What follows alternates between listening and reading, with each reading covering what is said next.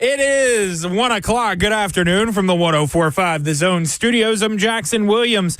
In NBA news, the New York Knicks are expected to hire two-time NBA Coach of the Year Mike Brown as the franchise's next head coach. Brown was the head coach of the Sacramento Kings from 2022 until he was let go during this past season. Brown has a career record of 454 to 304 as an NBA head coach. Nashville Soccer Club will look to make it 14 games unbeaten this weekend as they are back home at Geodis Park, taking on the number one team in the MLS Eastern Conference and Philadelphia Union. Kickoff is set for 7:30, and you can catch that game right here on The Zone starting at 7.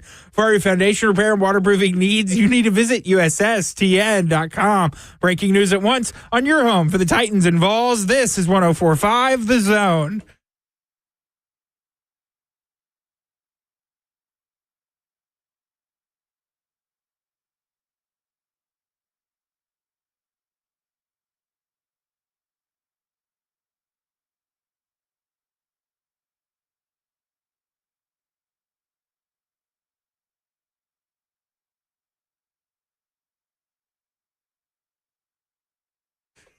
Cover 2 with Blaine Bishop and Zach Lyons here on 104.5 The Zone, powered by All Four Seasons Garage Doors. 615-737-1045 is the number. We're asking you, who do you think has had the best college quarterback season in NCAA history? I have an interesting one from Jackson earlier, so we'll get into our choices later. We'll also talk later about Nick Suss's article in the Tennessean about what he learned over looking at every quarterback drafted in the first round since 1970. We'll look and what he learned and what was the best steps to preventing your quarterback from busting in the first round. But first, just a few hours ago, SEC Unfiltered, a podcast pretty well known across the SEC fan bases, but SEC Unfiltered listed their quarterback rankings for the SEC pre-media days, of course.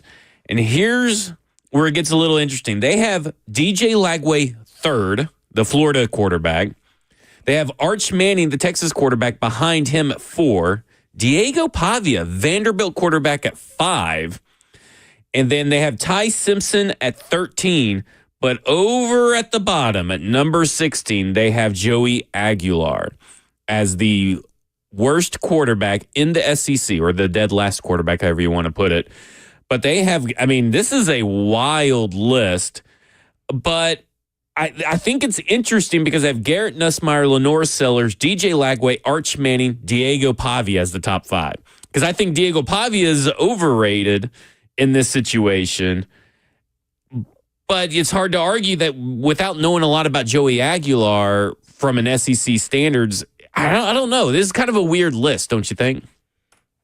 Well, yeah, I didn't know we were going to be talking about a list like this. Yeah. This was not sent to me, so I mean, that's all right. It just happened to, I saw it 10 minutes ago. What did y'all have? I have not seen the list. I just heard him read it off. Yeah, I just saw it 10 minutes ago when I pulled up the list, so. I have no idea. I mean, the preseason lists are what they are. Yeah. It's a conversation piece during dead time.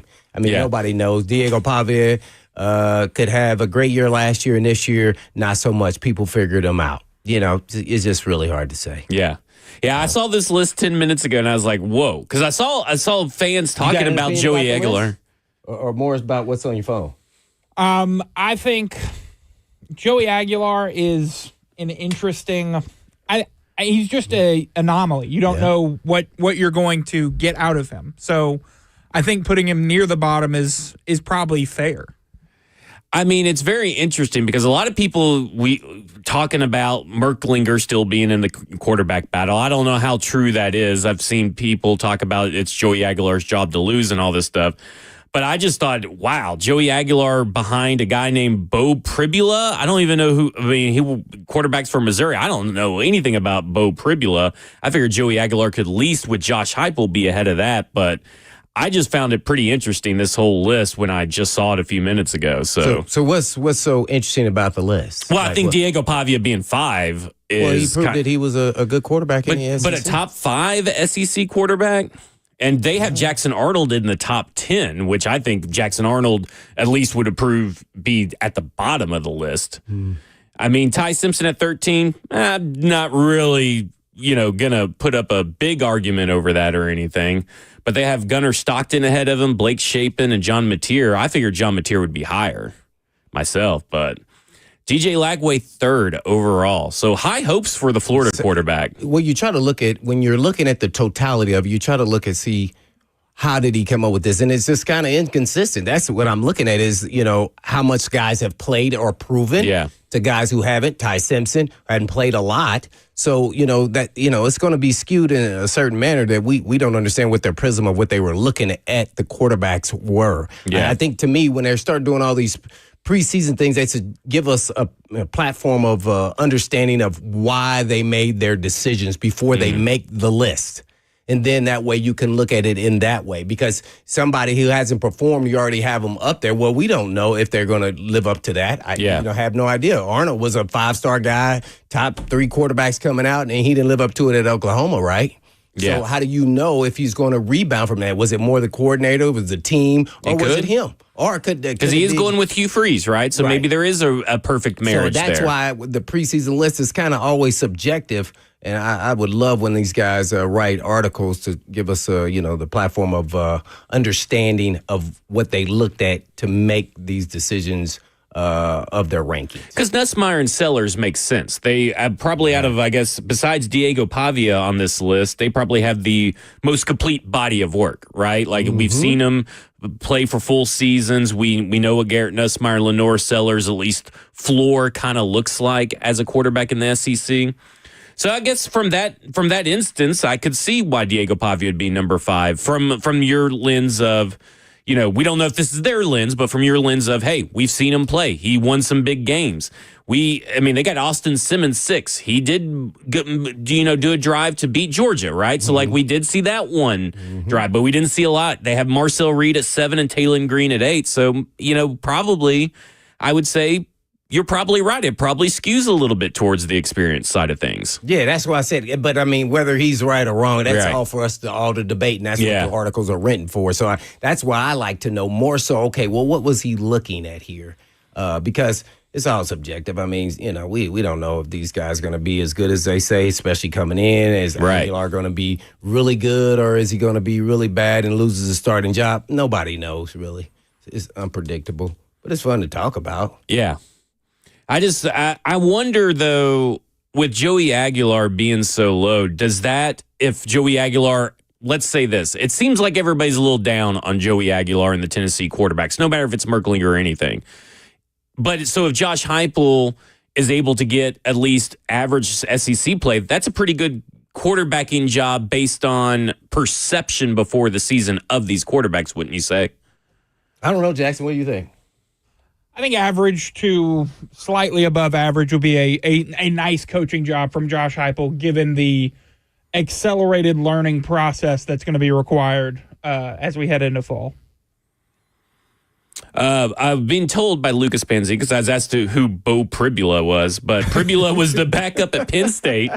Highly touted recruit they used in a lot of packages. He transferred because Aller was coming back. So I guess he was the heir apparent to Drew Aller. But I've never spot played. That's so he was like their Will Levis. Yes, pretty much for the time when they were there. Yeah, I mean, he may be better than Will Levis, but Will Levis spot played at the time, and then he transferred to an SEC school. Yeah, I did. Penn State SEC quarterback pipeline apparently. I'm interested about Gunnar Stockton coming in now. Because he had a little bit of experience in the playoffs, obviously the college football playoffs. Big game. Yeah. And now he's going to be in a big team, surrounded by another team. He's got that big play experience, and I feel like the big play experience or big game experience can help carry over, whether it's bad or good. That big game experience for a young guy like that should carry over into the next year. So that's an underrated storyline, is what can Gunnar Stockton be for that Georgia team? Yeah, completely agree with that analysis of, in a big game. And I really believe that, considering the moment, granted, they didn't win and he didn't look great throwing the football, but boy, I thought, man, thrown into that situation, pop of the moment, coming out of halftime, I thought he played pretty good. And by the way, he showed some wheels and some quick feet running around buying time. So that's gonna work in his favor. With some more experience, I would say he's on the uptick for me. I like what I saw. You know what I saw? I saw gumption. I saw toughness out of him as a quarterback, especially coming and confident, even as a young player. You could see it. So, I want to say he may not be the most talented by far of any of the guys that you mentioned there, but man, I like what I saw there, thrown in the moment like that. Well, look at it this way. He played against Texas, came in overtime to get that win. He went 12 of 16 for 71 yards, did throw an interception, but the next week I guess because they had the bye and everything, so I guess it would have been on January 2nd in the quarterfinal. He went up against Notre Dame. One of the best defenses last year was Notre Dame, and he went 20 of 32, 234 yards, 1 touchdown. I mean, that's pretty good for a guy that has basically combined over that entire season 32 pass attempts. He did 32 he matched his whole season in that one game and did pretty well against the Notre Dame team. They lost 23-10, but I mean, he did as much as he could in a big game like that. Should carry over. Yeah, you would think so. So I'm expecting a big year from him. I think a lot of people underestimate how good he's going to be, but to have success in college football, I think he has all the tools. So it'll be we'll see if the receivers and the repertoire is all there. But seems like the most under-discussed SEC team, by the way, right? Yeah, it doesn't seem like a lot. Kirby wants that way. Yeah, I'm sure he probably likes it. He's probably because what year was it? I think it was the year they won the championship or something, and they were like, well, we were the underdogs. Nobody ever believed in us. And they were like undefeated the whole year. They believed it, too. Yeah, they believed it. And here you go. I mean, this is bulletin board material for Kirby because he's probably going in there and says, nobody believes in us, even though they're like preseason ranking number 2. But he's like, nobody believes in you, Gunnar, and all that kind of stuff, and using that. And that's what the good coaches do, right? Any kind of gas you could throw on the fire to get your team rolling. Yeah, no doubt about it, especially when you have, they're humans and they're young kids. And so, they've had a lot of success. So it's only natural to sit back and relax. Yeah. You got to keep them on edge and always fighting to make sure they hold their starting spot, man, because they know guys are rotating in and out. You could lose your job real quick. Yeah, that's for sure. All right, when we come back, we'll get to your phones. We got Bill on the line. We're asking you most impressive or best that you saw, the best season from an NCAA quarterback that you have ever seen. We'll get you our answers when we come back. This is Cover 2 with Blaine Bishop and Zach Lyons here on 104.5 The Zone.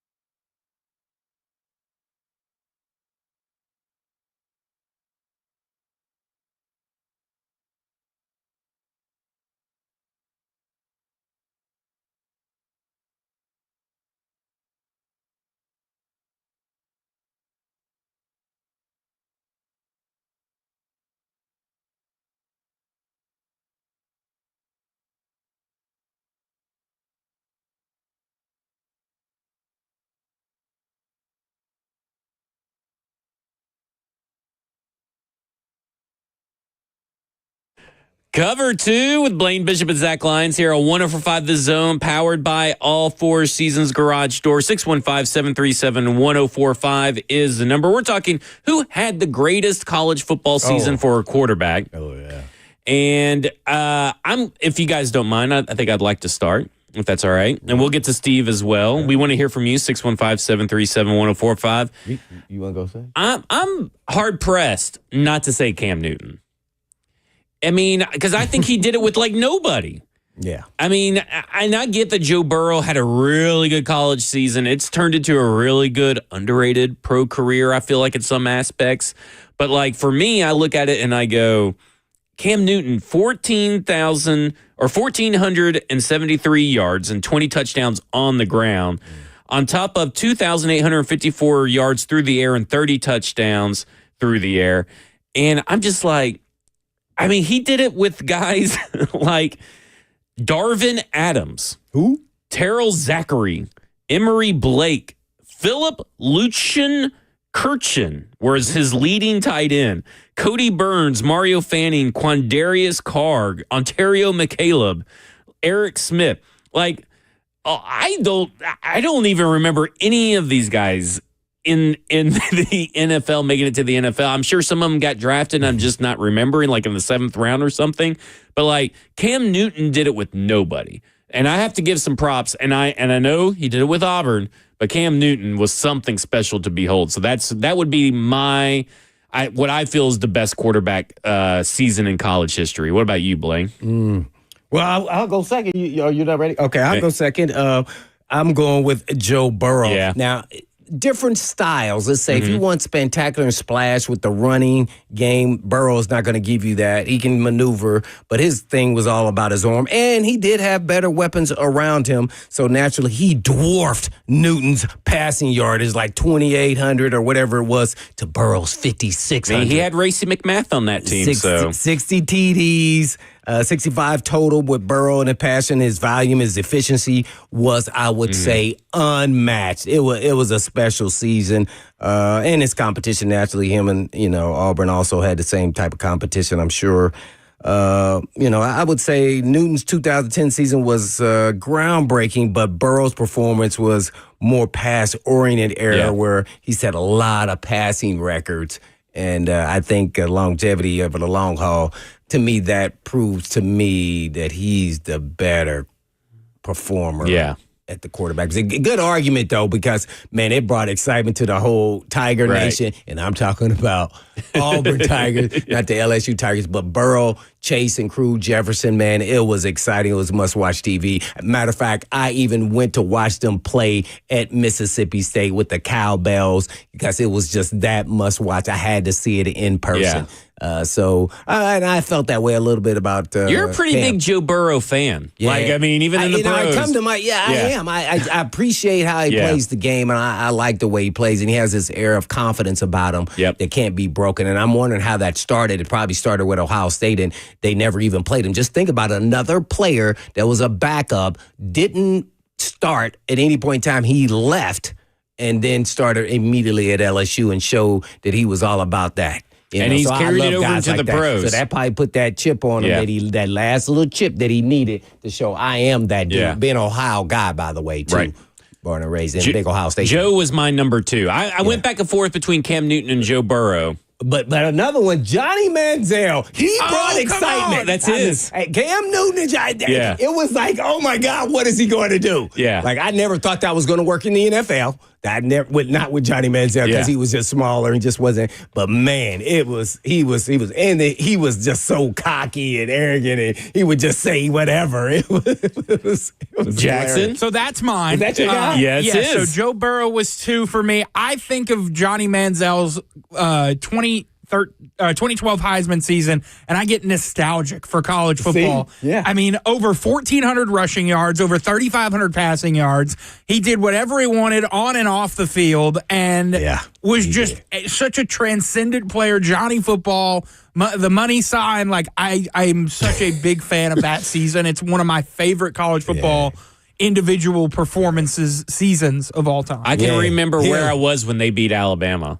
I was actually really? downtown Nashville by myself. My wife at the time, or my girlfriend at the time, had already gone down somewhere. We lived in Columbia at the time, so we stayed up here on the weekends if we were going to, have a time. And I was at the Renaissance downtown. And I cut myself shaving, like right after Alabama lost. I cut myself shaving. I was like, I don't even want to go out. You got some. I was like, I don't even want to go out. Like, this is terrible. What a terrible night. We should put out of a list because those three are definitely, there's going to be a lot of divide there. Who would the fourth be? I'm going to give you some honorable mentions. You guys tell me who's number 4. Baker Mayfield, Lamar Jackson, and yours truly, Tighten Up VY. Y'all got another one y'all want to put on the list? Well, the reason I brought this up and was inspired is because Paul Feinbaum said yesterday. Do we have you got the clip? Okay. Here's what he said about Arch Manning and who he thought had one of the greatest, who was the last great college quarterback. Oh, okay. Paul Feinbaum, what are your expectations for Arch? The absolute roof. I think there's a reasonably good chance that Arch Manning will be sitting on the front row in New York at the Heisman ceremony. That's assuming that his team does what it's supposed to do and compete for not only the SEC, but for the national championship. And I really believe they will. I think Steve Sarkisian, who's one of the most amazing play callers I've ever seen, made a critical mistake late in the year. He was way too loyal to Quinn Ewers, who was banged up and was really ineffective. Had Arch Manning been instituted in the second half of that game, like Nick Saban did a couple of years ago with Tagovailoa, I think there's a reasonably good chance that Texas would have beaten Ohio State and won the national championship. They're very capable of doing it again this year. I believe also that Arch Manning is the best college football quarterback we have seen since Tim Tebow entered the scene in 2006. Since Tim Tebow in 2006, the best college football quarterback since Tim Tebow. This is glossing over so many quarterbacks between now and Tim Tebow, which is wild. But I'm looking at the stats in 2017 where Tim Tebow, had, 30-something touchdowns through the air and 20-something touchdowns on the ground. I mean, he had an insane year too. So, I mean, Tim Tebow maybe deserves an honorable mention, but I wasn't a big Tim Tebow guy. What year was this, you said? 2000. He said since 2006. But in 2007, Tim Tebow threw for 32 touchdowns and ran for 23 touchdowns.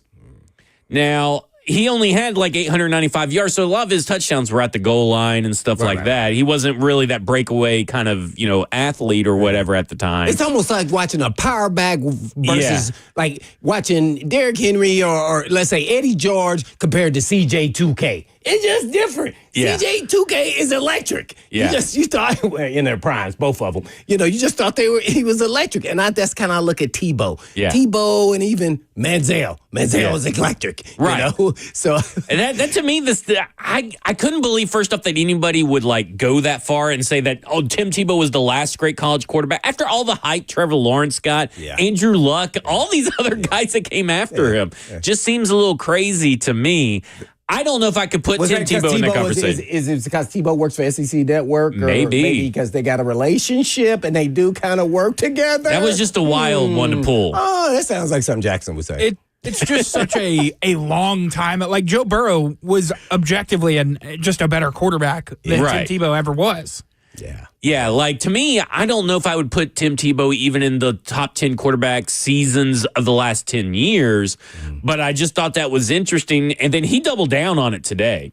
And it was talking about how he felt victimized. He's like, people are attacking me over my correct take and all this stuff. Oh, really? Well, then that's another question. Top 5 quarterbacks over the last 20 years? Yeah. SEC quarterback, or you just say quarterbacks. However you want to word it, you guys. Joe Burrow would have to be one of them. Yeah. I mean, Cam Newton. I mean, as much as I kind of felt like Trevor Lawrence was overhyped heading into the NFL draft, he was still a pretty dang good quarterback. No, he was elite. He was up there. I mean, that's why I went down to VY to Baker Mayfield. Yeah. You name it if you even want to go further back. So that's why I said 20 years, so you could kind of.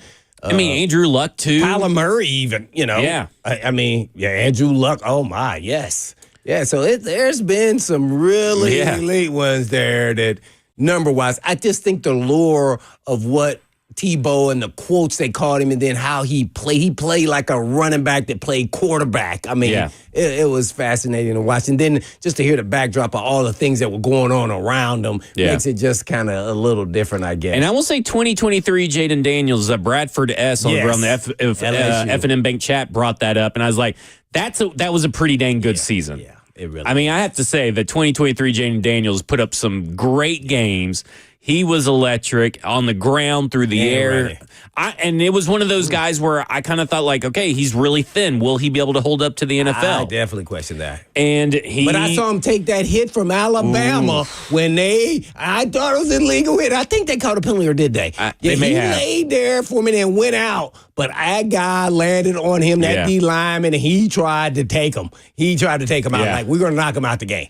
It was no doubt. And then he showed me some toughness there. He came back in that game. I could not believe it. So, who would be the fourth guy? I mean, because we were talking Johnny Manziel, we're talking Cam Newton, and we're talking Joe Burrow. Who would be that fourth guy?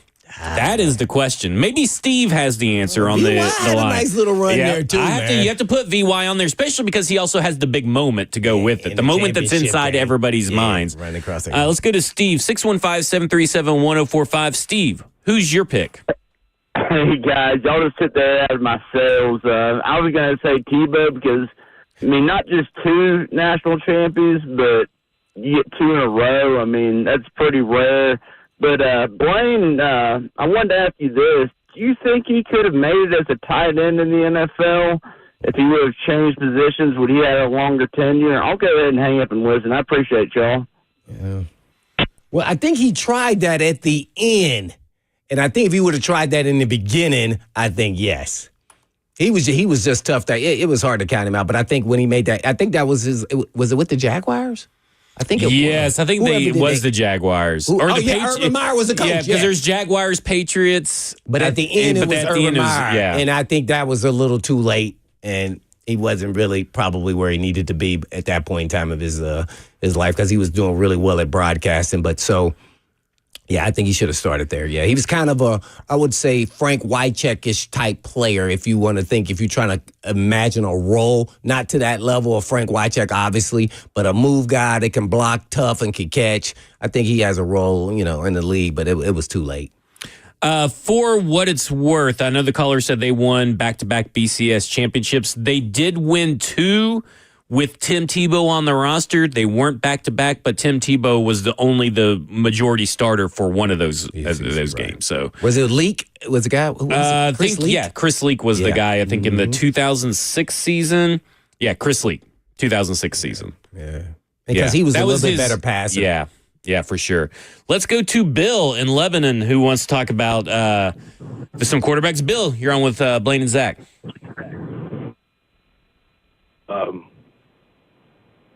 If Bill, what's going on? Hooker in 2022 was phenomenal. I don't remember his stats, but they were unbelievable. I think that's a good honorable mention right there. Yep. Thanks, Bill. I like that one. Yeah, I definitely think Hendon Hooker. I was kind of thinking him.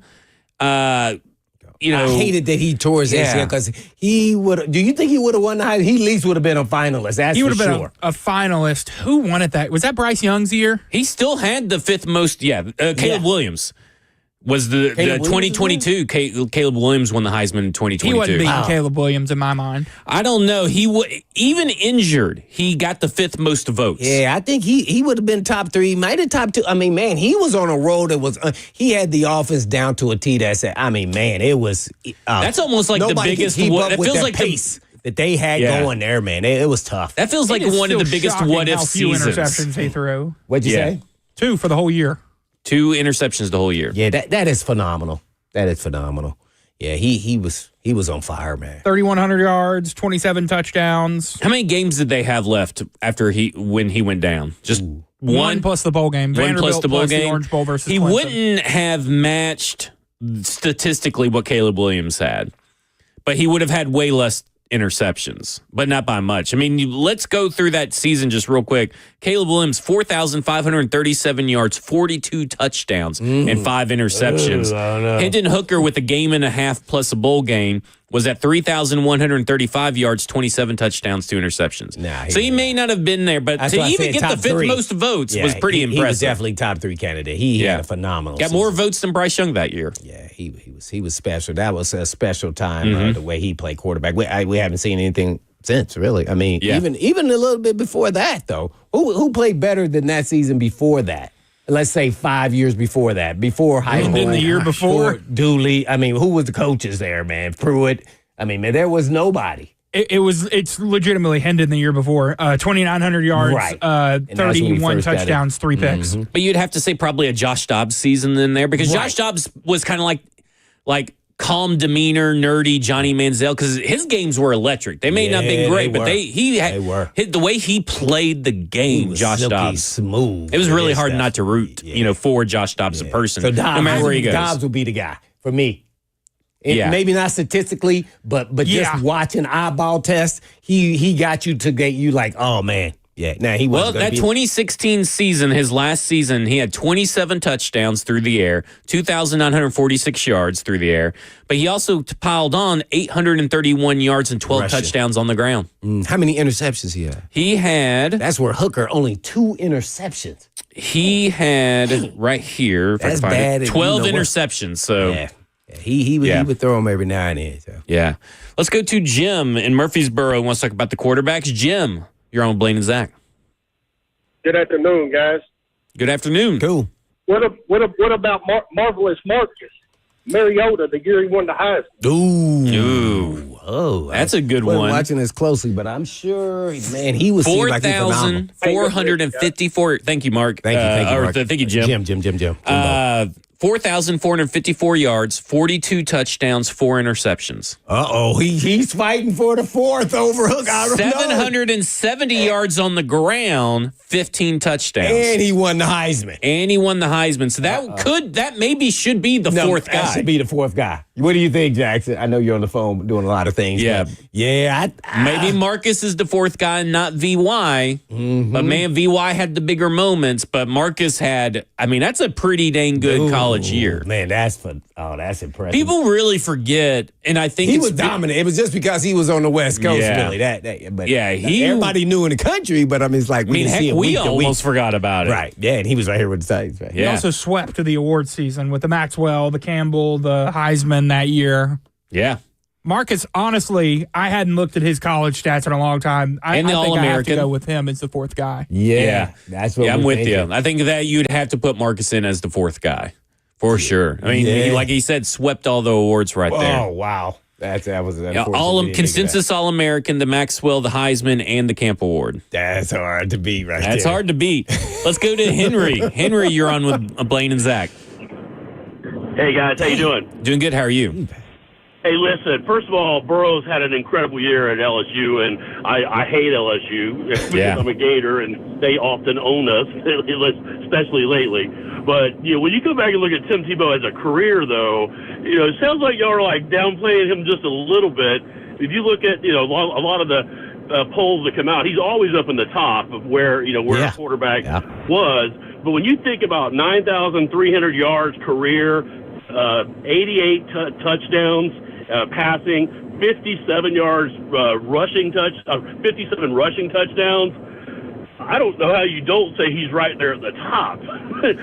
Honorable mention seems like a disrespect a little bit. Well, for clarification purposes, we're talking just a pure season, one season, not career. If you're talking some of the best careers, I'd probably put Tim Tebow up there. It'd be hard to do it. But not to. But we're just talking one season. So, but I get it. 2007 season's there, too, though.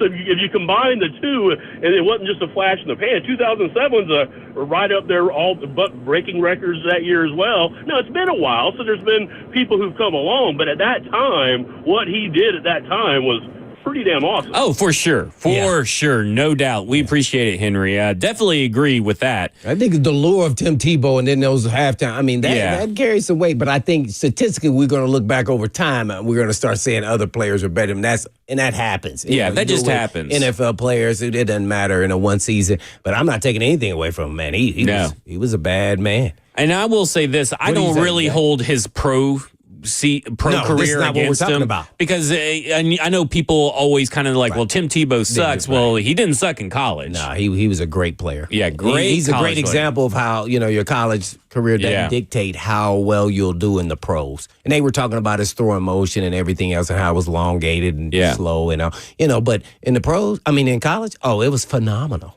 Yeah, he was pretty much unstoppable. Even though, as an Alabama fan, the thing I'll remember the most is when he was crying on the sidelines and they zoomed in on him. When we come back, we'll get the last one. What are you talking about? No.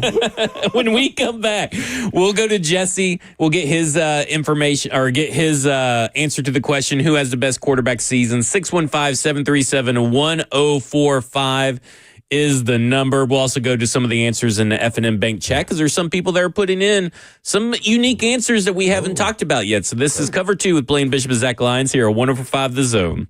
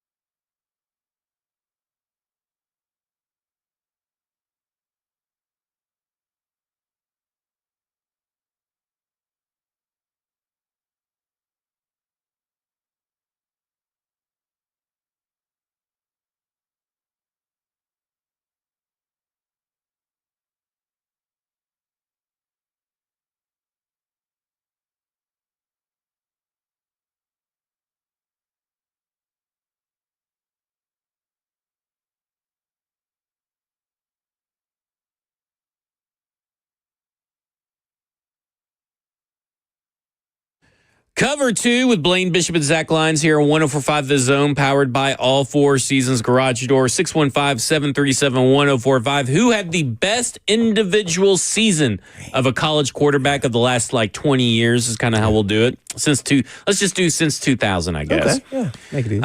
Jesse, we're going to see if we came up with one, a very underrated one, during the break. And thanks to someone in the chat for putting this on our radar. But first, let's go to Jesse and see what they have to say. Jesse, you're on Blaine and Zach. Hey, guys. I really just wanted to bring up 2013 Jameis Winston. You guys kind of reminded me of that with Marcus, but also a couple other ones would be Sam Bradford. And I think Deshaun Watson's got a case in there as well. Yeah. Funny you mentioned Jameis Winston, Yeah, Jesse, because that's who the chat kind of put us on to. And I don't think I realized as a freshman, I don't know why this wasn't on our radar, but as a freshman, 66.9 completion percentage, 4,057 yards, 40 touchdowns, Heisman winner, consensus All-American, and won the Camp Award. All as a freshman. That is pretty impressive. I should have thought about that because then that was the Marcus Winston when it came out. He should have been on our radar just on that alone. Yeah. Man, I don't know, man. Does that knock out Johnny Me? Because of Johnny the Manziel, situation, because it was a freshman year, I think you may have to knock out Manziel, but Manziel just meant so much to the world of college football at that time. He was the lightning rod of conversation. And I don't know if you can really factor that into the conversation when you're talking about impact. He was must-watch TV. Yeah, must-watch TV. And Jameis Winston was a guy that kind of got going, and everybody's like, oh, well, maybe we need to pay attention to Florida State, something like that. But Johnny Manziel was must-see TV. I mean, his college season was so incredible, Johnny Manziel, that people fooled themselves into thinking he could make it in the NFL. Oh, I thought he was a fourth-round pick at best. I kept saying that. But, yeah, he was a special college player. Yeah. I'm interested to see what was Lamar Jackson, because all I think about is that time he jumped over somebody, literally, and just took off like a bolt of lightning. I know it was Louisville, and I don't know if they were even in the hunt for anything, but at that time, they had a winning record. Well, his Heisman year and his final year are both pretty similar. So, if you're talking college seasons or college careers, you may have to start putting Lamar Jackson in that conversation. But let's go with the Heisman winning year. He won the Heisman, won the Maxwell, won the All-American consensus All-American, and the Camp Award. So he pulled all four. Oh, wow. And this was as a sophomore. 3,543 yards through the air, 30 touchdowns, just 9 interceptions. Oh. And then he added on 1,571 yards and 21 touchdowns. Rushing. Oh. So pretty impressive. Lamar versus Deshaun in those Clemson Louisville games were awesome. When they were in the ACC, huh? Yeah, me and my friends with their watch parties in high school to watch those games. Oh, did you? Well, yeah, because, Tennessee games weren't really getting us excited at that time. So. The Butch Jones era, we were hungry for some good college football, so we would watch those games. Did he win 9 games one year? Butch won 9 games in 16. Oh. I would say, as someone said, Arnable mentioned RG3. Which is a guy we haven't mentioned. That was the last 25 years, yeah? Yeah, so 2011, 4,293 yards, 37 touchdowns, 6 interceptions, won the Heisman, consensus All-American, and then he added in 699 yards on the ground and 2 touchdowns. Not as good statistically as some of the other ones we have mentioned, but Heisman winner. He was a consensus All-American. At a time when everybody was kind of focused on Andrew Luck as well. So I do think an honorable mention's worth it. Don't know if I'd put him up in that upper echelon. Maybe just on the outside looking in. He was definitely electric as far as speed and breakaway. Man, they just kept showing highlights of Baylor, and I'm like, yeah, man, who is this guy? Yeah, talk about the breakaway speed and all that kind of stuff. Or hurdle guy. Yeah, talk about that breakaway speed, the electric aspect of it all. And again, I go back not to try to diss or bring down what Tim Tebow's accomplishments were, but it's like some of these quarterbacks, when they got into the open field running, and they could take it for 50 yards, right? We talking about Newton, Manziel, Marcus. Tebow, maybe Lamar Jackson and RG3. Yeah. When they got an open field, it was lights out. Lights out. I mean, like Tim Tebow had some nice runs. His runs were like plowing through you and stuff. Like he was taking down. Back. Yeah, he was taking down some linebackers. Dang, this guy will run through a brick wall. Yeah, I have to say, but I bet a lot of people wouldn't want to play him though. Yeah, see, if you put all these guys on the list, I don't want to play Tim Tebow because back in college he had that winner mentality too, right? Like he was going to do everything in his power not to lose. Those halftime speeches used to be lit. Yeah. Someone mentioned Carson Palmer, 2002. Oh. 33 touchdowns, 3,942 yards, and 10 interceptions, won the Heisman consensus All-American. Didn't really add much on the ground, just 4 touchdowns. Don't know if I'd put that up there.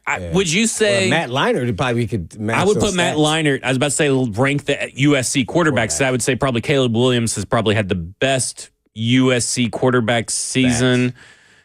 Probably, I would have to say he'd have to statistically, and even because the way that his game was about moving around, and buying time and making all those crazy throws. Would also then put probably Matt Leinart, then Carson Palmer. Is that how you would do it? I think Carson Palmer was a better player, but I don't know. I don't know what the numbers say, but we're just talking about college. Yeah. I wasn't watching a lot of Pac, back in 2002. Yeah. So I kind of just like I would not be able to speak too much on that one. But it feels like Matt Leinart had the better college career. As far as success and winning, That's what I would feel like. I don't think it's a problem. I don't think he won a national championship. Leinart did, didn't he? Yes, in 2004 he won it. season. Yeah, so and he was in another one, so Yeah. A lot of people saying Colt Brennan from Hawaii. I think if you're talking pure stats, probably hard to argue with that. But, I mean, I don't know. I mean, again, he played for Hawaii and all that kind of stuff. Like these other guys that we're talking about played, much higher quality opponents. I'm going to read a guy, and he's real controversial, at least in the pros. Cardell Jones. I think he had like the LSU national title, right? They won a national title, didn't they? I would say Cardell Jones had like one of the better. He was Ohio State, wasn't he? Yeah, he was Ohio State. Ohio State. I'm sorry. I said LSU. He was the guy that I feel like had. What's a good way to put this? Because he wasn't good statistically, but he had one of the best moments in college football history. Because when you go back and look at his passing stats, I mean. He was nothing as a passer, to be honest with you. I mean, we're talking 0 touchdowns, 5 touchdowns, and 8 touchdowns because he wasn't the main guy. But when he came into play in that playoff run, it was something magic. You captured lightning in a bottle. It was. And maybe best college football moments. I couldn't believe it. I was like, wow, this is. And he wasn't there to play school. Yeah. Yeah, Vince Young is a guy that's kind of like, I feel like, when you're talking like 4, it's really hard because you're like, man, but then there's Vince Young. So who are we pushing out for Vince Young? Or, as we had James Winston I've been writing him down. And all that kind of stuff. So, like, it's very interesting. Everybody's, I guess you'd say, opinions on 2000s, this. Yeah. All right, so right now, Burrow and Newton and Marcus Mariota, locks? I would have to say Burrow and Newton are locks. For sure. Marcus has to be a lock, right? Also, I just looked up Colt Brennan's stats. Yeah. I had never seen these before. Oh, have you not? No, we're not putting them on there. We're not putting them on. Okay. I know it was Hawaii, but no, we're not putting them on there. They weren't even who they play. Go look at the schedule. I don't know. It's over. Nobody had a fun time against Colt Brennan in 2006. I will say this: Jesse did say Sam Bradford on his list, and so I wanted to go back to that. 50 touchdowns in a season at Oklahoma. Yeah, that was his sophomore year before he got injured because he got injured his junior year before he entered the draft. And he had also 5 touchdowns on the ground, so he had 55 total touchdowns that year. He was a Heisman and All-American, consensus All-American that year. He averaged 337.1 yards per game passing, 4,720 yards. So I'd say Sam Bradford, pretty impressive. Probably top 10. He won a national title. Don't think they did that year. They lost the BCS championship to Florida in 2008. One thing we can say about Burrow and Newton, you said those are locks, and I agree with that. National titles. Yep. Marcus Mariota, did he win a national title? No, he lost it. Right? Yeah. Johnny Manziel? Didn't make it. No. Didn't make it. Right. See, so the last two, if you got a national title on Maybe there, we need to bump you up. That may be the final straw. We got Trevor Lawrence, Tim Tebow, Lamar Jackson, Jameis Winston, RG3, Sam Vince Bradford, Young won a title. VY. Yeah. We may have to, maybe we can come up with some stuff during the break here. Mac Jones. People keep saying Mac Jones. What do you think about Mac Jones, Alabama? I mean, I wouldn't put an Alabama quarterback even sniffing the top 5, but that's just me. This is Cover 2 with Blaine Bishop and Zach Lyons here on 104.5 The Zone. What you talking about, Willis?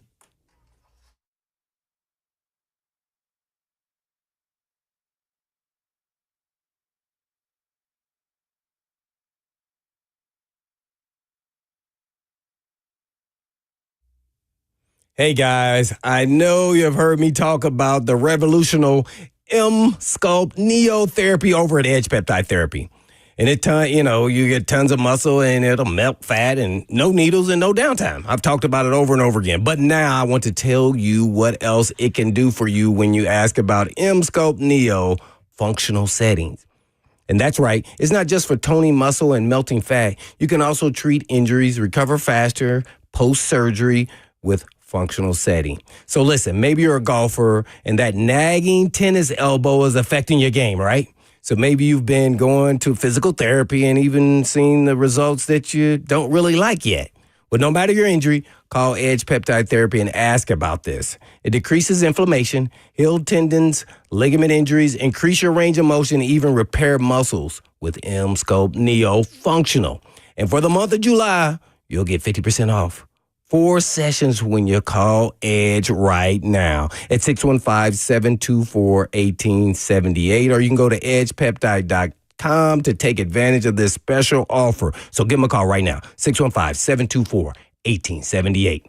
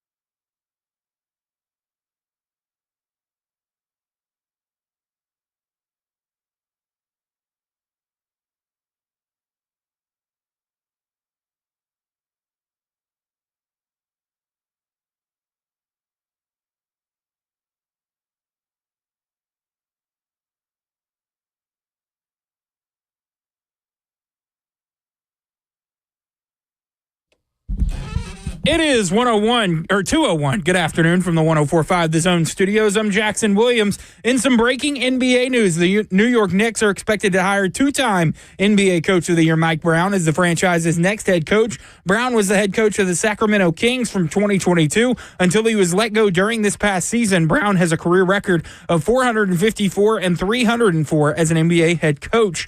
Nashville Soccer Club will look to make it 14 games unbeaten this weekend as they are back home at Geodis Park, taking on the number one team in the MLS Eastern Conference in Philadelphia Union. Kickoff set for 7:30 p.m., and you can catch that game right here on The Zone. Pregame starts at 7. For your foundation repair and waterproofing needs, visit USSTN.com. Breaking news at once on your home for the Titans and Vols. This is 104.5 The Zone.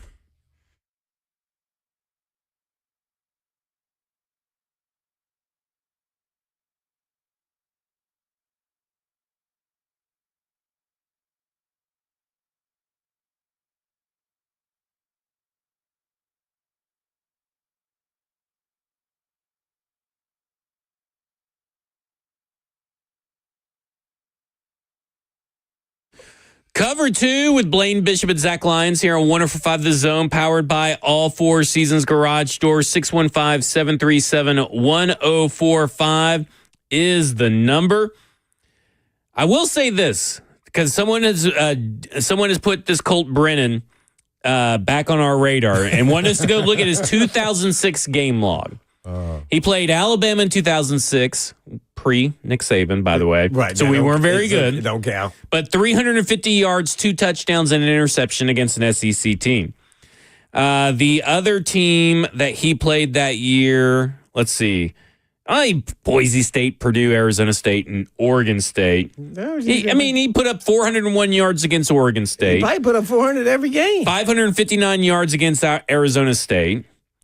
And for Purdue, 434 yards. I mean, he only had one game under 300 yards passing, and he only had 3 games where he threw for 2 touchdowns or less.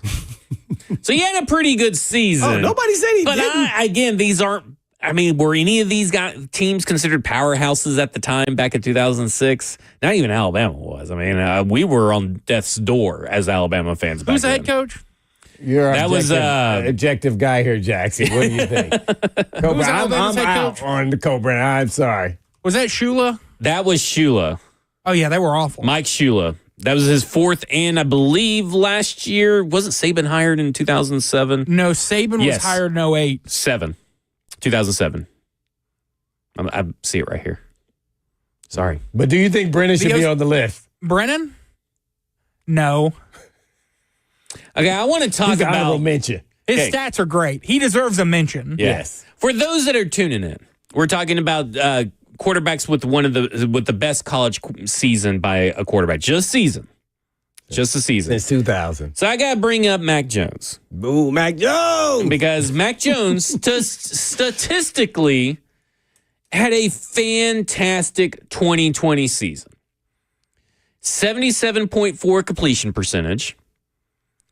4,500 yards passing. 41 touchdowns. 4 interceptions.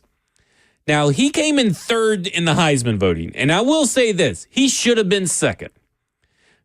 And he was a consensus All-American. His stats were better than Trevor Lawrence in 2020. That's why I was like, Trevor Lawrence about why he was 3rd and should have been 2nd, because his Alabama teammate won. Right, because Devontae Smith, who had 1,856 yards and 23 touchdowns, is the guy who got it. And I think when you look at Devontae Smith, who John Mechie, maybe people forget how good John Mechie was in college. He was awesome at Alabama. Jalen Waddle. I mean, Najee Harris and Brian Robinson Jr. in the backfield. Ooh, they just had everybody. They had everything. And it feels like when we talk about Mac Jones, he felt like a passenger. Now, he's an excellent driver, right? Like, I mean, he drove that bus. He had Steve Sarkisian as his play caller, which is another plus. Statistically, it's an amazing season.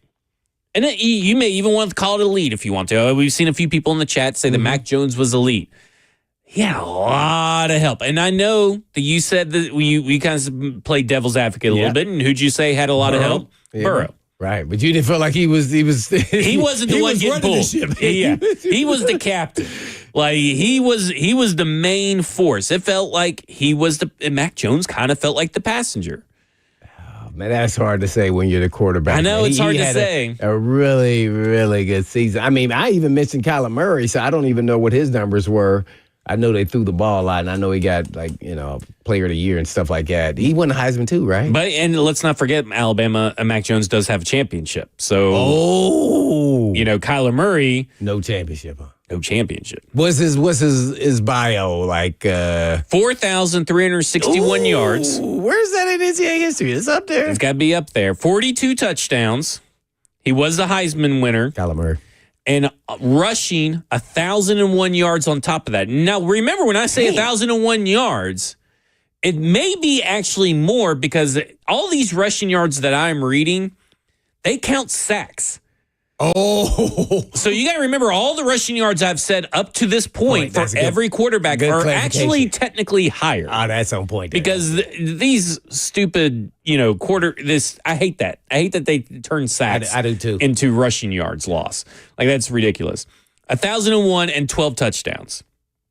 So and Heisman, what was it? He was a Heisman winner. So he player of the year, Walter Camp. No, none of just Big that. 12 player of the year had to get that.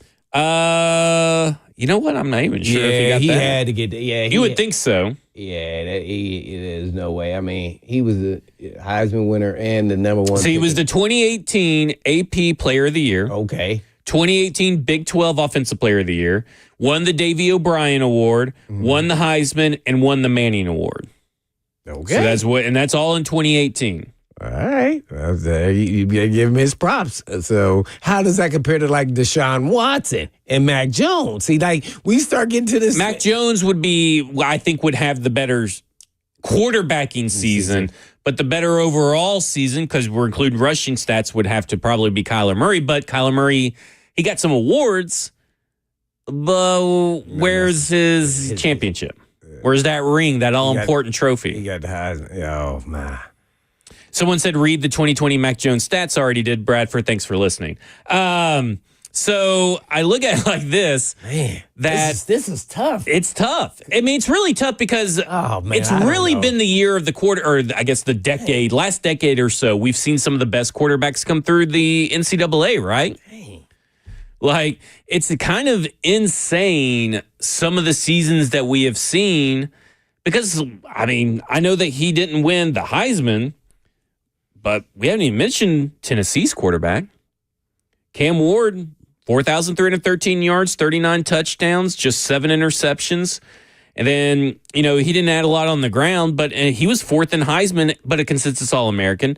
Obviously not going to be up there, but this is a guy that broke the touchdown record, right? The passing touchdown record as a career, and all that kind of stuff. Did he win ACC Player of the Year or no? Let's pull it up. Hold on. Let me go down here. I have to scroll a little bit. 2024 ACC Offensive Player of the Year. Okay. 2024 ACC Player of the Year. 2024 Consensus All-American. 2024 Davey O'Brien Award. And 2024 Manning Award. So he has a similar resume. No rushing stats. But he didn't even make the playoffs. Didn't even make the playoffs. See, at least Kyler Murray, I believe, can say that he made the playoffs. So I think Kyler Murray did make the playoffs that year. They got shredded, though. Yeah, well, I mean, it's Oklahoma. Well, what so do you did expect? Notre Dame versus Alabama. Yeah.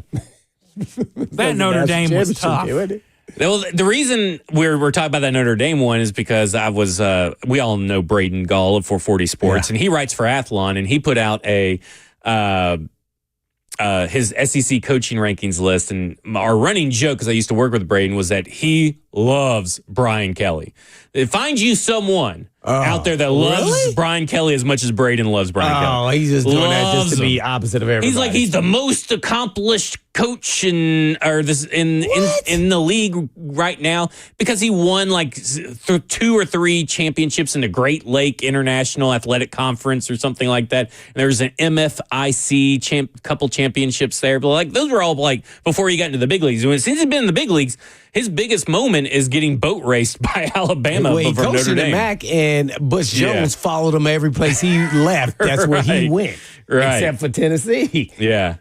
So, like, to me, this is like, Brian Kelly. Cincinnati. But I'm going to ask you this question, Jackson. I've already told Blaine the answer. The 2015 Alabama team, which is the team that boat raced Notre Dame, Derrick Henry got drafted in the second round after that year. How many players on that roster eventually made it and got drafted in the NFL, do you think? I'm going to say 34. You were close. Well, that's what I said. I said You 35. said 30. Oh, did you say 35? I said 35. You were closer then.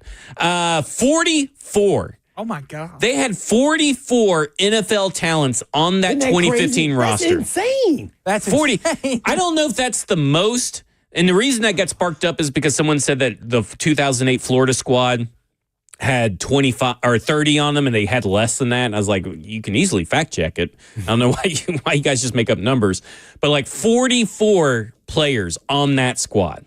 Oh.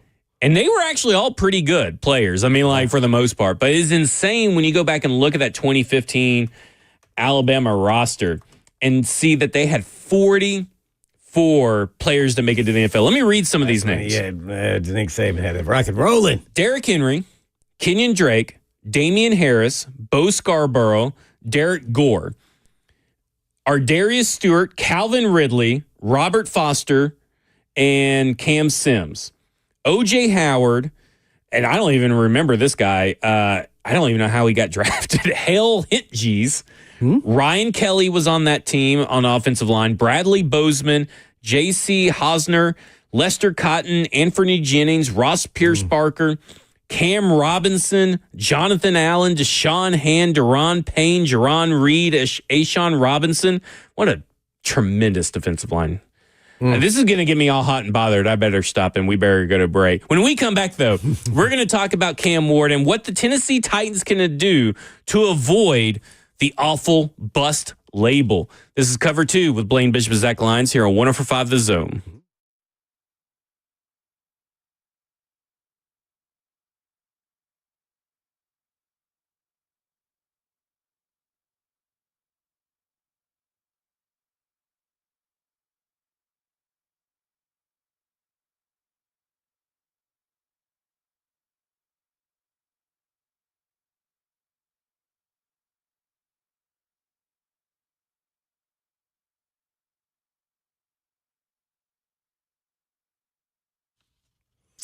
Let's talk some insurance. My new client, King & Associates Insurance in Brentwood. They're independent agents, and that's a big difference, but it goes beyond just having multiple companies to shop, weeding out the non-competitive companies, keeping great relationships with the biggest and best, along with bundling. But unfortunately, life happens, and they get it.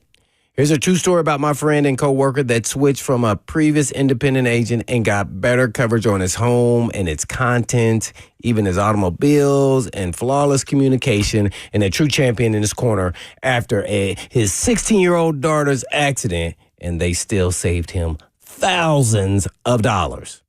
And thousands from an independent agent who was overcharging him for years.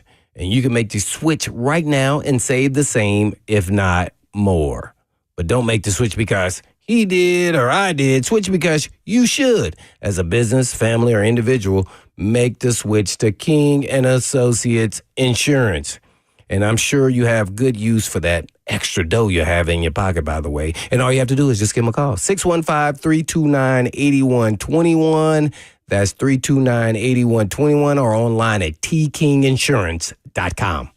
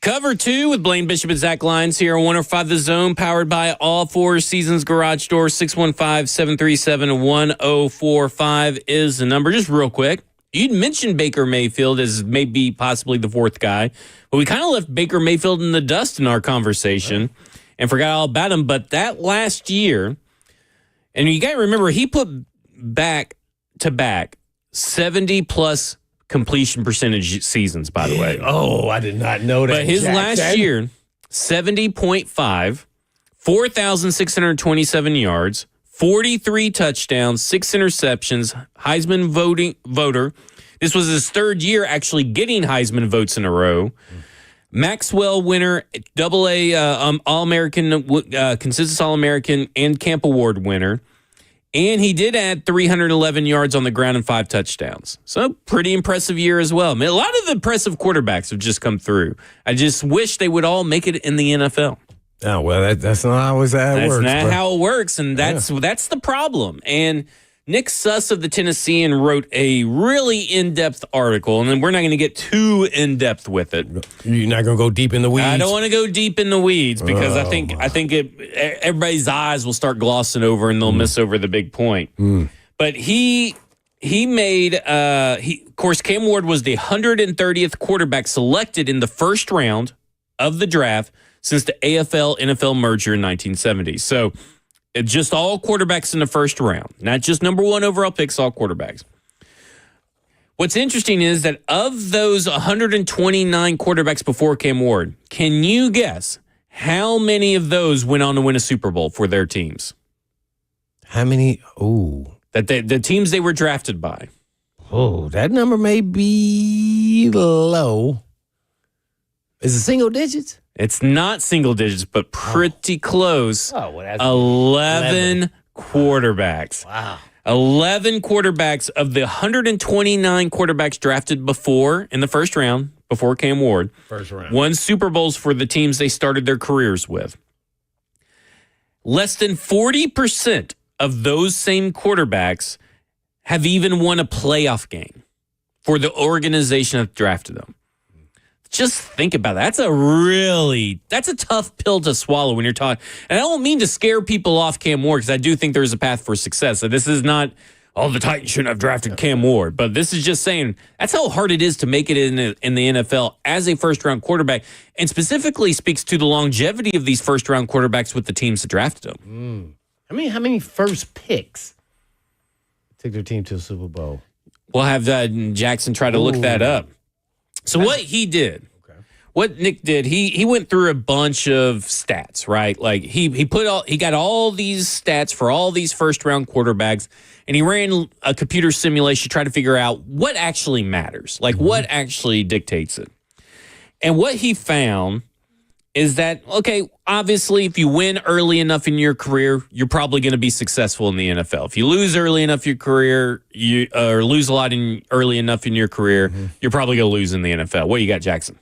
I have 3 quarterbacks who have won a Super Bowl with the team that drafted them number 1 overall. Ooh, who are those 3 quarterbacks? I don't know if I could even name them. That's what I was thinking. Okay, let me guess. How long did you go back? All NFL history? All time. Terry Bradshaw. Yep. Peyton Manning. Yep. And John Elway? Jim Plunkett. John Elway was taken by the Colts. Oh, that's right. And they had to trade him or do something fluky. So, yeah. 3 guys. I don't think I would have guessed Jim Plunkett. That's crazy, though. So, but what he also found is that, like, throwing a lot of interceptions as a rookie has been a strongly correlated indicator of future success than throwing a lot of touchdowns has, surprisingly enough. And when you look at Hall of Famers like Terry Bradshaw, Peyton Manning, Troy Aikman, all of those threw oodles of picks as a rookie, but even in the Aikman modern... too. Huh? Aikman, too. I missed Oh, sorry. But even in the modern era, stars like Stafford, Luck, and Newton all threw interceptions as well, lots of interceptions. So it's not just an old stat, it's a modern stat, too. So that, and of course, there's outliers, right? Like every stat's going to have outliers. But what he really gets into and figures out the most is that even firing a head coach before or during a quarterback's second season kind of leads to brutal results because you're giving up on your quarterback. They're having to change all of these systems and all this kind of stuff. So what was particularly interesting, just to put a bow on it just real quick, if the Titans this is what he came to as a conclusion.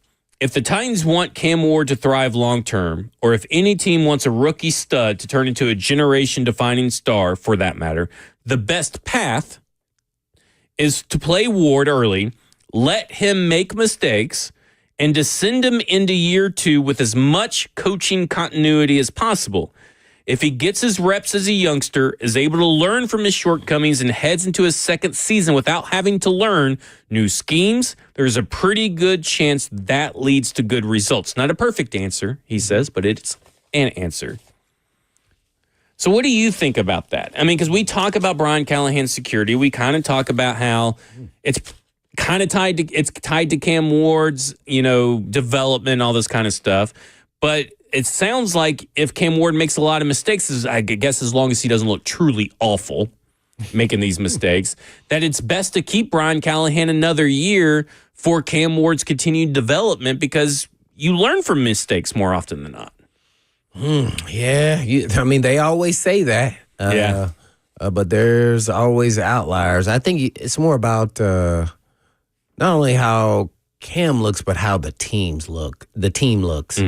Because granted, this team is all about the development of Cam, but if the team doesn't look better, they don't look like they're being coached up, like they're just, kind of like how things kind of went in the tank last year. You just, same mistakes over and over again, whether it was special teams, defense, or offense. I think then that's in question. I don't think you consider these stats. It's about what the total team looks. Yeah, would it be better if he kept the same coach? Probably so. But some instances it's just not the case. And so that'll be determined after the season. It's about what the team looks like too as well. Do you think that's What do you think? What do you think? I mean, there's very few examples, and he kind of lays this out. There's very few examples of quarterbacks needing the redshirt year. Some quarterbacks just luck into having the redshirt year, right?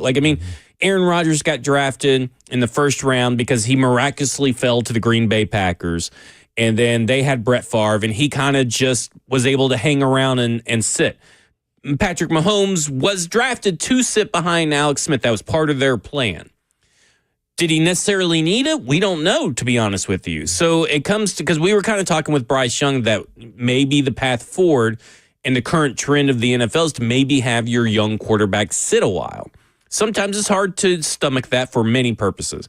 Maybe he is better throughout the entire offseason. Maybe it's just because he is the number 1 overall pick. He may struggle in camp, but hey, he's the number 1 overall pick. You got to play him, right? There's sometimes it's that. I also kind of look at, okay, in our scenario, and we were kind of saying it's probably improbable, but it's not out of the question that Will Levis looks better than Cam Ward. So is it better for Cam Ward to sit? This would kind of say no. But again, we're talking about a large sample size with very few metrics of actual success, because as Eric Reed puts out, of the 39 number 1 quarterbacks drafted overall, 5 have made all-pro teams. So it just sounds like it's a hard path to success regardless of position, but specifically for quarterback as the number 1 overall pick. I guess I would still probably err with Cam Ward. I'd let him play. Maybe if it was a different quarterback that I didn't feel as comfortable in right now about, and maybe it's just I'm kind of riding a Cam Ward hype train, Blaine. I don't know, but I'm kind of really feeling everything that I've seen so far or heard so far, what I saw on film about Cam Ward, that I don't think he needs to sit.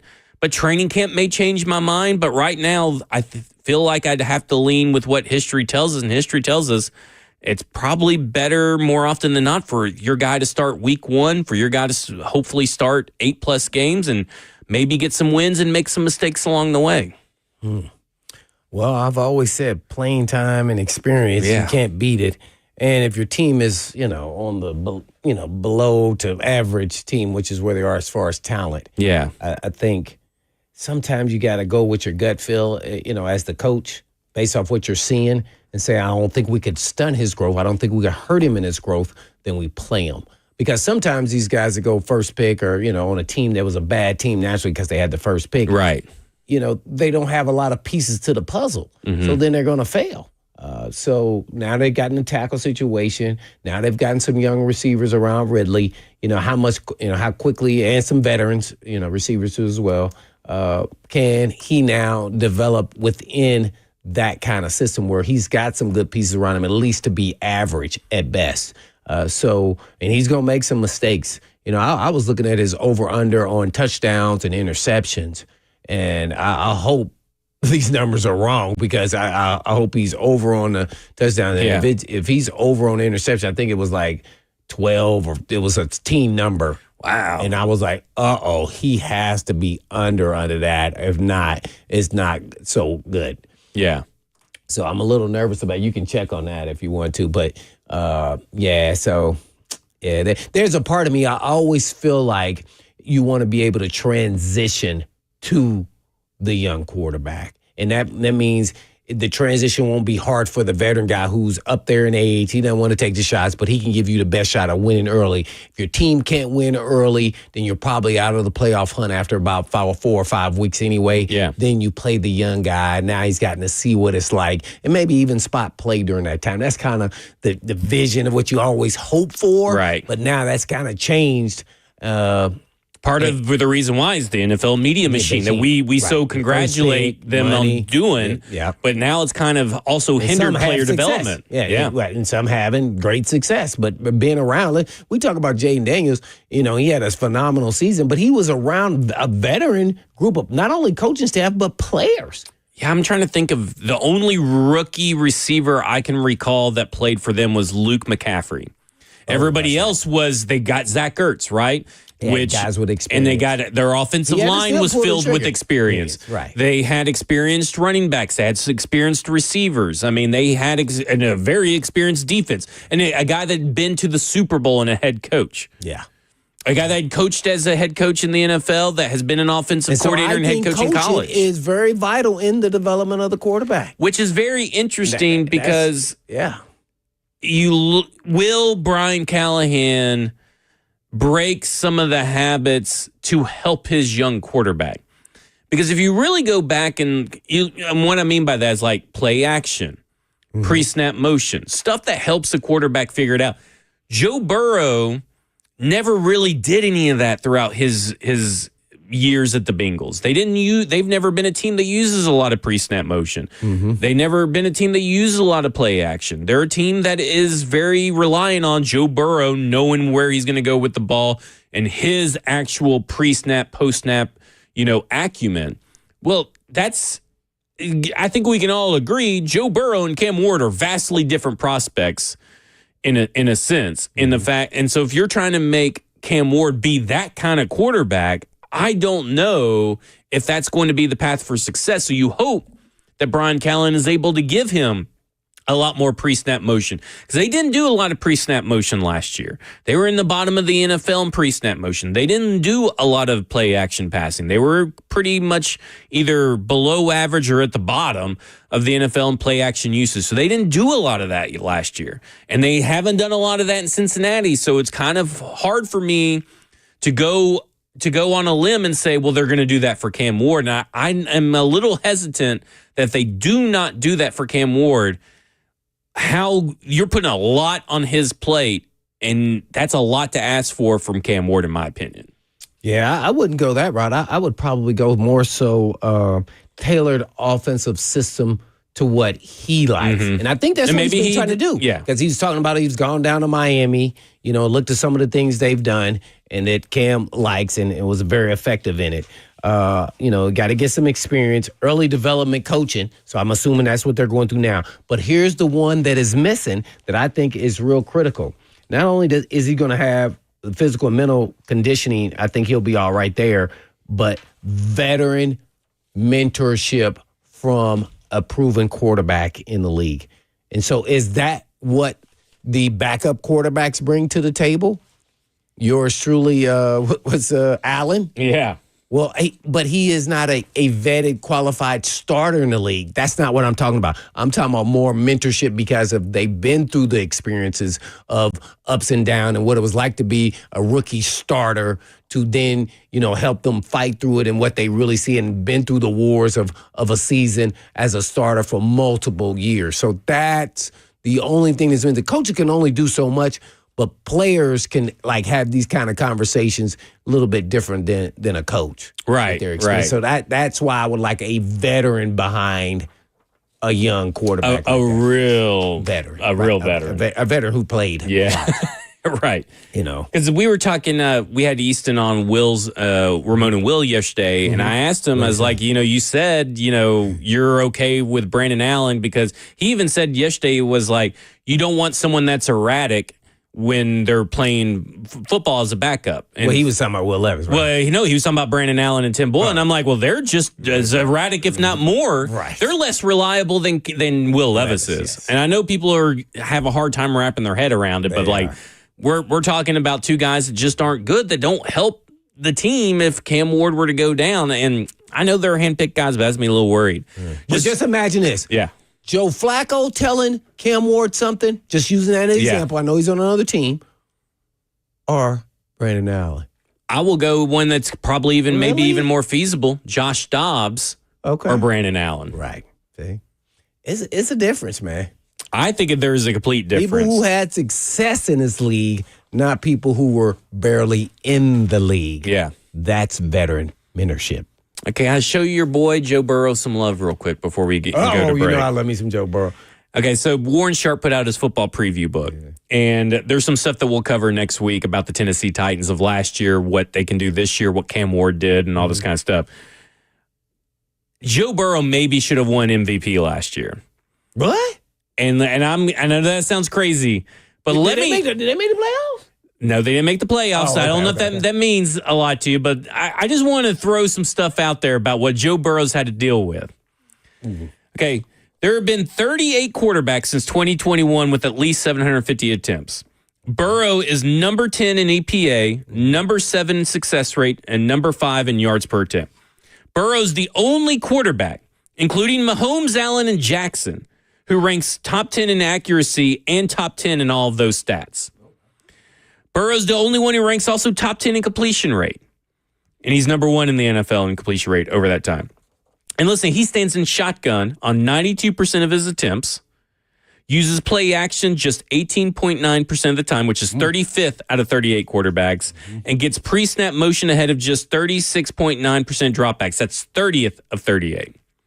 Since 2021, the rushing attacks for these four quarterbacks, Joe Burrow's number 30 in success rate, number 31 in yards per carry, number 17 in EPA. Then it goes second, third, and sixth for Mahomes, Allen, and Jackson. So they've gotten a lot of help from their run game, whereas Joe Burrow has practically no run game. Mm-hmm. Let's talk defense. 30th ranked defense. They've had number 1, number 5, and number 7, respectively, for those quarterbacks. Offensive line rankings. No other offensive line has come close to being as putrid, and this is his words, putrid, as the Cincinnati Bengals, not even the Tennessee Titans.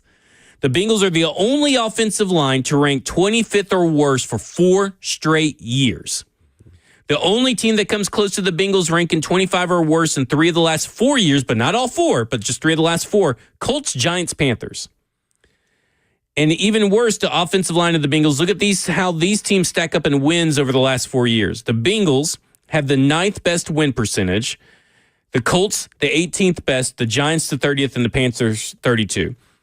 I'm not saying that quarterback wins is an actual stat, but this sounds like a lot to me that your boy Joe Burrow has done more with less than any quarterback from an offensive line, running back, and defensive standpoint that we've seen in a long time. And maybe quarterback wins is a stat for Joe Burrow and the Cincinnati Bengals. Well, I love how you laid that all out there, because it made me think that is how the Bengals have put this team together. Yeah. And the guys who are making the dough, Chase, Wiggins, and Burrow, get the ball. And they run the football and just enough to make you stay honest. And those guys on the offensive line are more run block type guys and not, and he gets rid of the ball quick. Because if not, he knows he's going to get waylaid. So it's really how they built the team. So I don't know if you want to say that's the Bengals' mindset or that's what they have, or it's more, dang, he's doing more or less. Well, guess what? I'll switch with him. I'll switch his offensive line with those playmakers they got. Let's see Cam Ward or Levis with Chase and Wiggins. Let's see how that works. Or is it Higgins? Yeah. Yeah. Look, Joe Burrow, here's another stat, just real quick, and we'll go to break. Joe Burrow has been blitzed at the number one lowest rate of any quarterback over the last 4 years. Rate. Wow. Lowest rate, number one. He's been hit within 2.5 seconds of the snap, which is number one highest rate. Which is insane, by the way. So I just want to throw out there. That don't even make sense. Joe Burrow, you especially do a good job of putting some respect on Joe Burrow's name. I think we got to start putting Joe Burrow in that big time elite category. Because that was insane when you think about what he's done and even make it to the Super Bowl during that time. What he's been able to do. And I get that he has Jamar Chase and T. Higgins, but I mean, you're talking about 3 players on a 53-man roster that are killing it for this team. And sometimes Jamar Chase, T. Higgins aren't even available, and he's still having to do it. Yeah. I told you, he sold me in college. Yeah. Everybody was like, oh, no, he's not that good. That first year at LSU, I said, no, he's special. Then that next year, he showed he was special. It takes a minute to, work with your teammates and get a feel, but he is definitely special. And it's unfortunate, he's going to, probably, play his whole career probably with the Bengals till they just wear him out, and then he's not a lot left. So, yeah, and they did nothing to help the offensive line. No, they didn't do anything. Well, they showed that when they drafted Chase. They should have took an offensive tackle that year. And they took Amarius Mims, who's like 168th. If you guys think that our tackles were bad, Amarius Mims has been pretty bad too. When we come back, we'll be joined by Pro Wrestling Sympathy co-owner and promoter and manager Connor Casey. He's going to rejoin us here to promote his July 6th, 2025 event at Brooklyn Bowl. Pro Wrestling Symphony, Rise Up. This is Cover 2 with Blaine Bishop and Zach Lyons here on 104.5 The Zone. Right.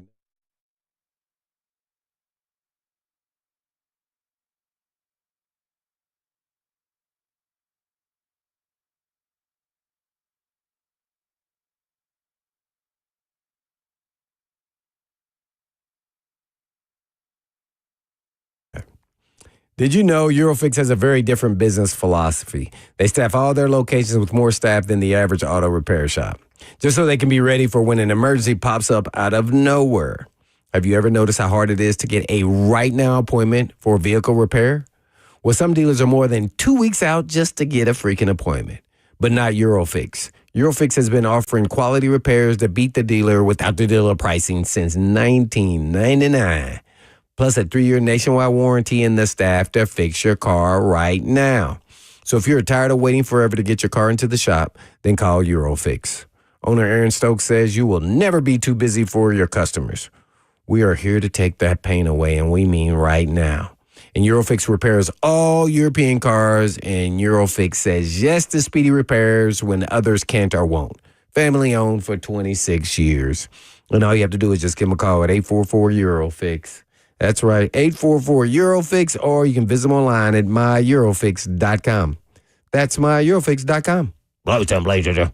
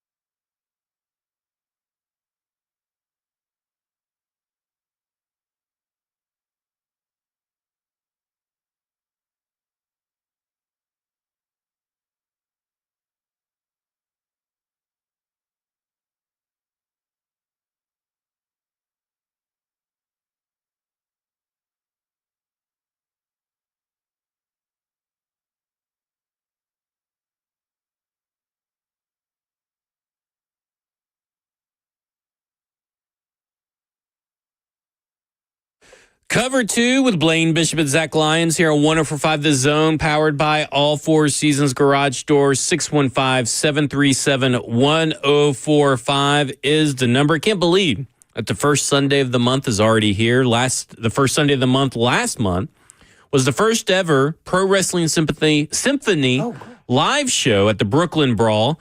The Brooklyn Bowl down in Germantown. It was an awesome event. I got to go down there and everything, and it was great, and had a great time. And Connor, I mean, what was the reaction to the first show of Pro Wrestling Symphony? Well, I'll take that Freudian slip you had there and I'll twist it, and I'll say that anybody who missed out on Pro Wrestling Symphony debut, you have my sympathy. There you go. You missed one hell of a show. Yeah, for sure. I mean, I think you guys did a great job. Is easily accessible. You know, it was just every spot in the house could have a good angle of the ring, and you guys even had a live band there.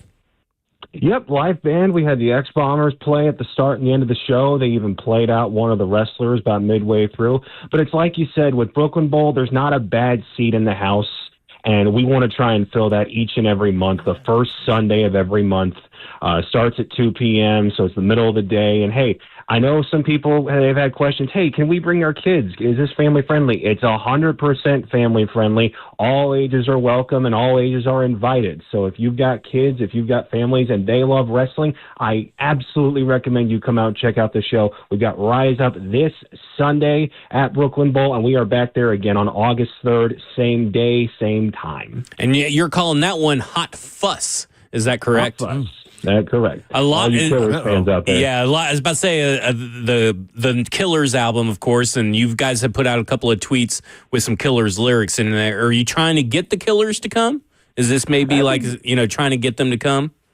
Yeah, that'd be pretty cool. Honestly, it's just we want to reflect our love of music and our love of Music City with each show that we bring. So for Rise Up this Sunday, that's obviously a Hamilton reference for all you musical heads out there.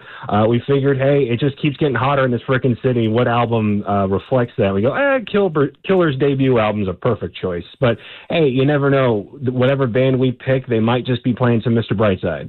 All right, just real quick, Violence is Forever. They're a Nashville tag. They've dominated the Nashville tag team scene for years before leaving and going nationwide and maybe even globally. Talk about how big of a signing Violence is Forever is as a tag team, and talk about the main event matchup versus Royal Prestige.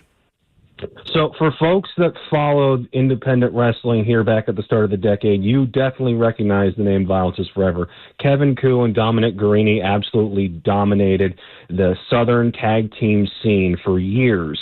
And once Sup Graps, that used to run out of Basement East, folded late pandemic era, they went on to bigger and better things. They've won tag team championships all across the country. And as they've kept moving up, they haven't been back to Nashville in quite some time. And when we launched this, one of the first things we wanted to emphasize was how much tag team wrestling matters and how much we want to give it a platform. So they were one of the very first teams we called and said, hey, we want you guys back to see what it's become now. And their first opponents are going to be a team that has sprung up in their absence in Royal Prestige, Tavon Jordan and Majestic. These guys stole the show back on June 1st when they took on Fresh Air, pulled off a win against an incredibly decorated tag team, and now they're taking on two guys who are at the absolute top of the independent industry. So if you want to talk about statements, you either have the team that proves that, hey, they are very still much on top, or you have a team that proves that we are the new faces of tag team wrestling, and you're going to have to come out and see it for yourself. We're on with Connor Casey of Pro Wrestling Symphony promoting the Rise Up event this Sunday, July 6th, 2 p.m. to 4 p.m. at the Brooklyn Bowl down there on 3rd Avenue in Germantown. Yeah, Connor, just a couple questions here. I guess you're still kind of freshly new here to a certain extent as far as wrestling and getting this thing jump-started. Kind of address some of the things you're doing with the fans and the community, keep them engaged and involved throughout this process. Well, at the shows themselves, we obviously have wrestlers coming out, selling their merchandise, meeting with everybody, signing autographs, taking photos, what have you. But you'll also see us around plenty of different spots around town. We just marched in the Pride Parade this past weekend. Okay. We had a booth set up at the Nashville Comic-Con down at the fairgrounds a couple weeks ago. We've had a couple of trivia nights, partnered with East Nashville Beer Works for that, where you come out, you test your knowledge of the pro wrestling world against some of our own talent. And we'll announce a few more of those shows coming up in the near future. But honestly, we want to be a staple of the community, and that goes beyond just wrestling. So you're going to be seeing a lot more of Pro Wrestling Symphony and its talent at events all across the city.